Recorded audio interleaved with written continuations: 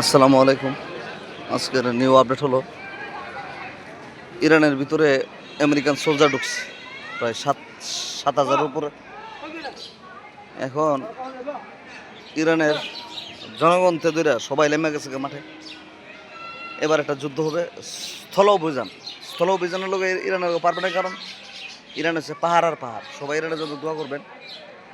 মানে লাগছে যুদ্ধ, এবার মনে করেন বিশ্বযুদ্ধ উড়াইলেব। আর তাছাড়া মনে করেন আজকে আবার কাতার মারছে, 5টা দেশে মারছে একদম। মানে আমেরিকান গাড়ি তস্তস করে নেব। আর সৌদির যে যে পানি নিষ্কাশনের যে ইয়াটা, ওইটা উড়ালিছে, বুঝছেন না? কারণ সৌদিরও পানি কিনা হন লাগে, বুঝছেন না? বাংলাদেশের মতো না যে জাতাগল দিয়ে পানি খেলাম ফ্রি। হ্যাঁ, সৌদির অবস্থা খুবই খারাপ।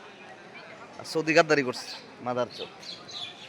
তবে ভিডিওটা লাইক শেয়ার দিবেন, আর ইরানের জন্য বেশি বেশি করে নকল নামাজ পড়ে দোয়া করবেন। আসসালামু আলাইকুম। ভিডিওটা ভালো লাগবে লাইক শেয়ার দিবেন। আসসালামু আলাইকুম।